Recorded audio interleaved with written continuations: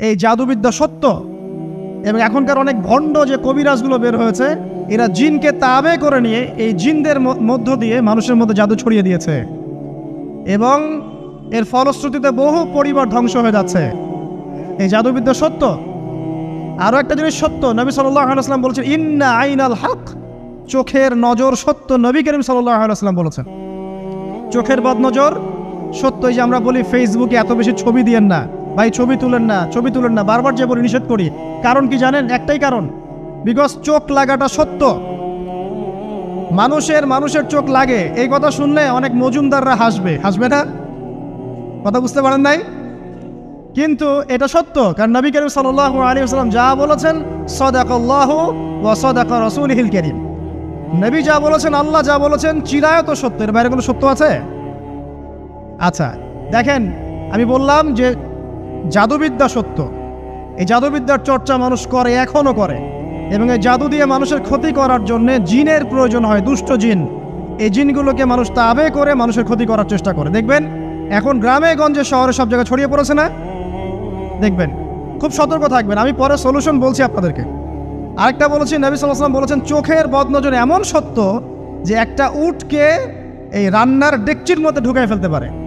আর একটা উট খুব সুন্দর, ভালো, আপনি দেখছেন মাশাআল্লাহ বলেন নাই, নজর লেগেছে, উটটা মারা গেছে, দেন তারপর তাকে জবাই করে খেয়ে ফেলতে হয়েছে। একজন সাহাবী গোসল করছিলেন, গোসল, এটা হাদিস সহিহ।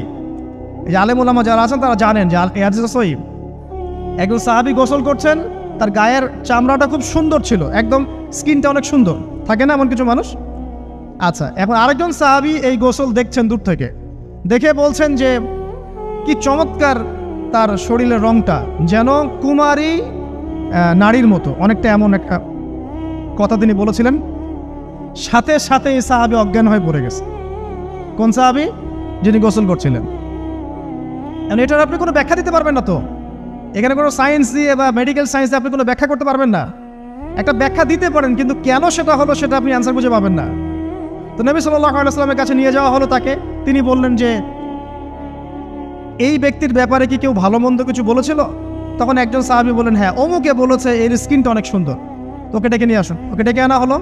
ডেকে আনার পর নবীজি তাকে অনেক শাসালেন, তোমরা তোমাদের ভাইদেরকে কি মেরে ফেলতে চাও? তখন এই সাহাবী তো অবাক, আমি আবার কখন মারতে চাইলাম ইয়া রাসূলুল্লাহ? আমি তো মারতে চাই নাই, আমি তো খালি বলেছি যে তার গায়ের রংটা অনেক সুন্দর।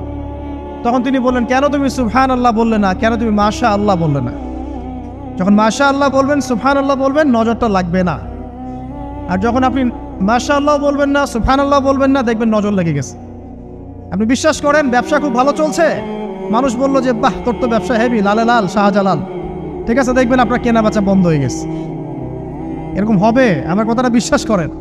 এটা কিন্তু সায়েন্স প্রমাণ করতে পারবেন না, আল্লাহ এবং তার রাসূল বলেছেন, তার উপরে কোনো সত্য নেই। আছে সূরা কাহফ 29 নম্বর আয়াত পড়ে দেখেন, আল্লাহ পাক বলছেন ওয়াকুলিল হাক্কু মির রাব্বিকুম, সত্য সেটাই যা তোমার রবের পক্ষ থেকে আসে।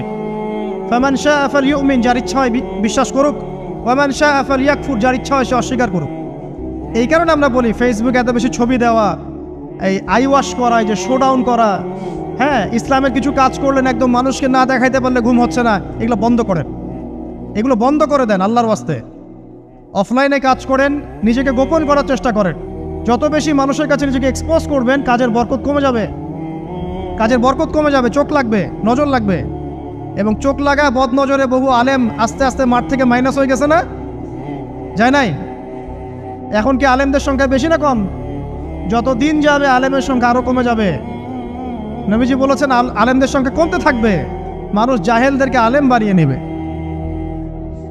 তো প্রিয় ভাইরা, জাদুবিদ্যা সত্য, চোখের বদনজর সত্য, রাতের এই অনিষ্টগুলো সত্য, রাতের বেলা অনেক ক্ষতি আছে।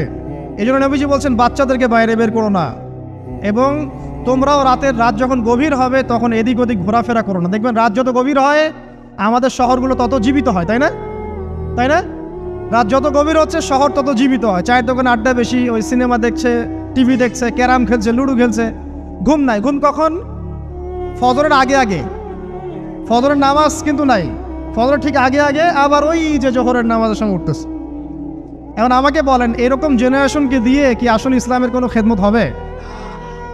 আচ্ছা, নবীজি রাতের বেলা আর্লি ঘুমাতেন, আল্লাহ পাক আমাদের সবাইকে তাড়াতাড়ি ঘুমানোর তৌফিক দান করুন।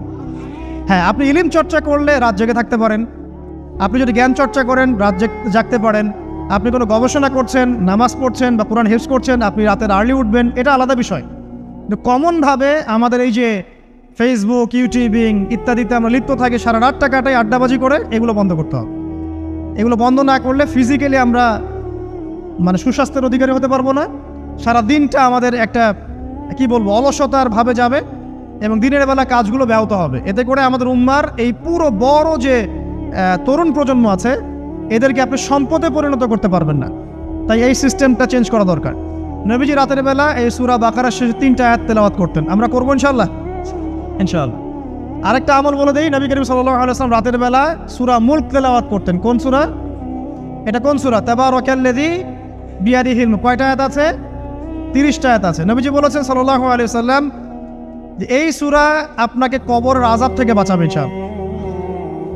কবরের আযাব থেকে তো ভাই বাঁচা খুব সহজ নাকি? আমাদের মধ্যে এমন কেউ নাই, শোনেন, আমাদের মধ্যে এমন কেউ নাই আলেম জালেম মুফতি মুহাদ্দিস রাজনৈতিক নেতা পলিটিশিয়ান বিরোধী দল জাতি তারপরে যে সরকার দল যে আছে না কেন কবরের শাস্তি ফেস করবেন এমন একটা মানুষ নাই, কেউ নাই পৃথিবীতে।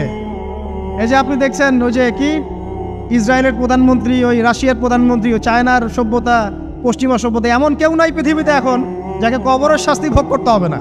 আছে? সবচেয়ে লঘু শাস্তি মানে লঘু চাপ,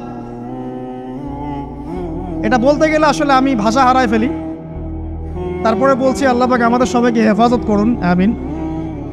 একজন সাহাবীর নাম সাদ বিন মুয়াজ। কি নাম? নবী করিম সাল্লাল্লাহু আলাইহি ওয়াসাল্লামের সাথে একদম ডান হাত হয়ে যুদ্ধ করেছেন দীর্ঘদিন। বদর তিনি বীর সেনা, উহুদের বীর সেনা, ঠিক আছে, খন্দকের যুদ্ধেও বীর বিক্রমে যুদ্ধ করেছেন। তিনি আনসার সাহাবী, একদম মদিনার নেতা সাহাবী। সব সাহাবী কিন্তু একরকম নন, কেউ ছিলেন নেতৃস্থানীয় সাহাবী, তিনি ছিলেন একজন নেতৃস্থানীয় সাহাবী, ঠিক আছে, সাদ বিন মুয়াজ। নবী করিম সাল্লাল্লাহু আলাইহি ওয়াসাল্লাম এত ভালোবাসতেন তাকে, এত ভালোবাসতেন যে তাকে নিজের মনে করতেন যে সাদ বিন মুয়াজ আনসাররা আমার নিজের। চারটাখানি কথা। এই সাহাবীর খন্দকের যুদ্ধে এই যে হাতের এই দিকে সম্ভবত হাতের এই রগের মধ্যে একটা তীর এসে লাগে এখানে, এবং তীরটা তিনি বের করতে গিয়ে রক্তটা ছিঁড়ে যায়। এরপর ফিনকি দিয়ে রক্ত বের হওয়া শুরু হয়। চিকিৎসা করে করে রক্ত বন্ধ করা যায় নাই, এবং এই রক্তের প্রবাহিত রক্তেই আল্লাহর ইচ্ছায় তিনি শাহাদাত বরণ করেন, তিনি ইন্তেকাল করেন। নবী করিম সাল্লাল্লাহু আলাইহি ওয়াসাল্লাম প্রচণ্ড ব্যথিত হন, মানে মনটা তার খুব নরম হয়ে যায় সাদ বিন মুয়াজ রাদিয়াল্লাহু আনহুর জন্য। তো এই সাহাবীর যখন জানাজার নামাজ পড়ানো হচ্ছে, নবীজি বলছেন 70,000 ফেরেশতা তার নামাজে অংশ নিয়েছে। আর এই সাহাবীকে যখন কবরে শোয়ানো হয়েছে, নবী করিম সাল্লাল্লাহু আলাইহি ওয়াসাল্লাম পরে জানিয়েছেন কবরের যে মৃদু চাপ, সাদ বিন মুয়াজ রাদিয়াল্লাহু আনহুর কবরেও সেই মৃদু চাপ দেওয়া হয়েছে। আমি কি বুঝাতে পারলাম ভাই? আমাদের কোনো দাম আছে এখনকার পলিটিশিয়ানদের কোনো দাম আছে? এখনকার সমাজ নেতার কোনো দাম আছে? এখনকার সুদখোরদের কোনো দাম আছে? এই ঘুষখোর দুর্নীতিবাজদের কোনো দাম আছে? আমরা যারা কাঠমোল্লা হয়ে আছি আমাদের কোনো দাম আছে? সাদ বিন মুয়াজ রাদিয়াল্লাহু আনহু যদি কবরের শাস্তি তাকে না ছাড়ে, প্রশ্নোত্তর পর্ব তাকে না ছাড়ে, আমরা পার পাবো? নবী করিম সাল্লাল্লাহু আলাইহি ওয়াসাল্লাম বলছেন সূরা মুলক তেলাওয়াত করো রাতের বেলা, ইনশাআল্লাহ সূরা মুলকের তেলাওয়াত কবরের আযাব থেকে তোমাকে বাঁচান। আর আমাদের তো ভাই কবরে সবাই সাথে যাবে না, গার্লফ্রেন্ড যাবে না, বাপ মা ভাই বোন সবাই যাবে না। একজন ব্যক্তি সুদ খাচ্ছে, জিজ্ঞাসা করে দেখেন কেন খায়, বলবে তার সন্তানের জন্য খায়, তার বউয়ের জন্য খায়, তার মা বাবাকে দেখতে হবে তাই খায়, তাই না? একজন ব্যক্তি ঘুষ খায়, বলবে আমার পরিবারের জন্য খাই। একজন দুর্নীতি করছে, পুকুর চুরি করছে, বলবে দুর্নীতি করছে আমার পরিবারের জন্য খাই, পরিবার ভালো থাকবে।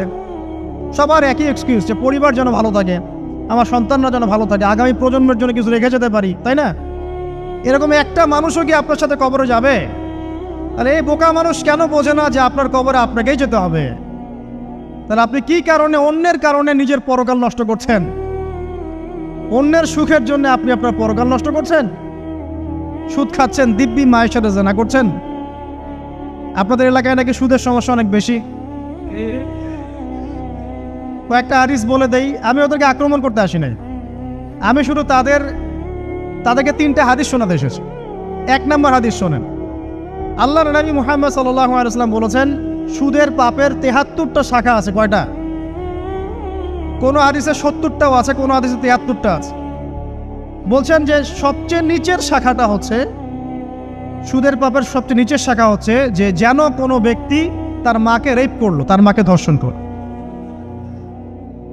1 দিরহাম যে ব্যক্তি সুদ খায়, সহিহ বুখারীতে আরেকটা হাদিস এসেছে, সে যেন 36টা মেয়েকে ধর্ষণ করলো। আর আমি একটা কথা বানায় বলছি না, যদি বিশ্বাস না হয় কওমি মাদ্রাসা আছে, আলেম ওলামা আছে, গিয়ে বুখারী খুলতে বলেন, পড়তে বলেন, খালি একবার পড়তে বলেন, দেখেন যদি না থাকে তাহলে আমাকে এর সাথে থাপ্পড় দিয়ে দেয়। যদি না থাকে হাদিস এটা, তাহলে আমার গালে একটা থাপ্পড় দিয়ে যায়। আর যদি থাকে তাহলে আল্লাহর রাস্তায় সুদ খাওয়া ছেড়ে দেন। কোনটা করবেন? চ্যালেঞ্জ করবেন? নবীজি বলেছেন, 1টা দিরহাম যে ব্যক্তি সুদ খায়, দিরহাম মানে কি? রৌপ্য মুদ্রা। এটা এখন দেখতে পারবেন না, জাদুঘরে আছে।